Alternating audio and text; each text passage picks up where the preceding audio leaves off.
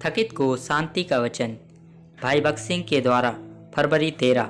और जिस पुरुष को मैं चुनूंगा उसकी छड़ी में कलियां फूट निकलेंगी। गिनती की किताब 17 अध्याय का 5 पद।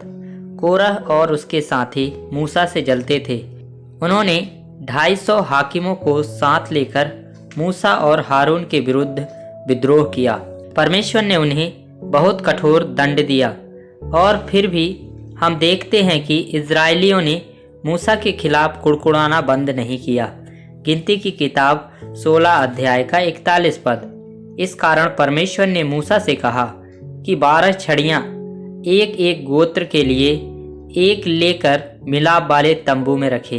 तब उसने कहा, और जिस पुरुष को मैं चुनूंगा उसकी छड़ी में कलियां फूट निकलेंगी और इजरायली जो तुम पर बुड़बुड़ाते रहते हैं वह बुड़बुड़ाना मैं अपने ऊपर से दूर करूंगा। और मूसा ने उन छड़ियों को यहोवा के सामने साक्षी के तंबू में रखा। गिनती की किताब 17 अध्याय का 5 पद और 7 पद।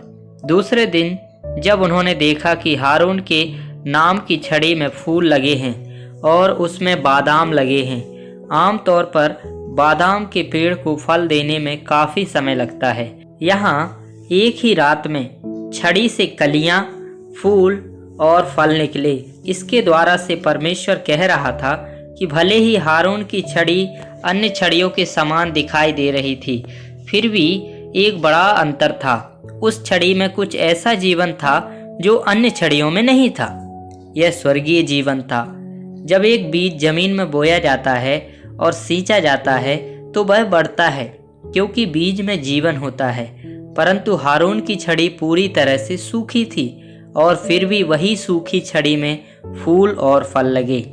वही शक्ति तब प्रकट हुई जब परमेश्वर ने सब कुछ बनाया, जैसा कि हम उत्पत्ति 1 अध्याय का 11 पद में पढ़ते हैं। और परमेश्वर ने कहा, पृथ्वी घास और बीज वाले छोटे छोटे पेड़ और फल वाले वृक्ष जो एक एक जाति के अनुसार बीज वाले हों उत्पन्न करे खुद पृथ्वी पर, और ऐसा ही हो गया। कोई बुवाई, जुताई या संग्रह नहीं था। परमेश्वर ने अभी अभी बात की और तरह तरह के पेड़ निकल आए। वह परमेश्वर के वचन की शक्ति है। भले ही मूसा, हारून साधारण मनुष्य थे, फिर भी परमेश्वर ने उनमें नया जीवन डाला था। परमेश्वर का आत्मा उनके द्वारा कार्य कर रहा था। मूसा को यहोवा की आज्ञा माननी थी और उसके आदेश पर अपना संदेश देना था। परमेश्वर ने उसे कुछ भी बताया, वह उसमें कुछ भी जोड़े बिना ही बोला।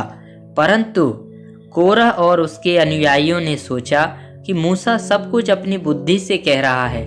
भले ही मूसा और हारून ने दूसरों के समान ही बातें कहीं, फिर भी उनके शब्दों में जीवन था। उनकी बातों से एक नया जीवन प्रवाहित हो सकता था। हर शब्द में शक्ति और अधिकार था। परंतु उन लोगों ने, क्योंकि वे हाकिम थे, निश्चय सोचा कि वे भी मूसा की नाई बोल सकते हैं। परमेश्वर ने उन्हें फलवंत हुई छड़ी के द्वारा दिखाया कि वे केवल सूखी छड़ियों के समान हैं, जबकि मूसा और हारून में शक्ति थी। परमेश्वर ने सिद्ध किया कि उसने उन्हें अपनी सेवा के लिए चुना है। बहुत से लोग अधिक ज्ञान प्राप्त करके संसार में महान प्रचारक बनना चाहते हैं। उनमें ना तो आनंद है और ना ही शक्ति। यद्यपि वे प्रभु यीशु मसीह के नाम में बहुत चतुराई से शिक्षा और उपदेश दे सकते हैं, उनमें केवल सूखापन देखा जा सकता है। मत्ती रचित सुसमाचार 7 अध्याय का 22 और 23 पद में हमारे पास गंभीर चेतावनी है। उस दिन बहुतेरे मुझसे कहेंगे, हे प्रभु, क्या हमने तेरे नाम से भविष्यवाणी नहीं की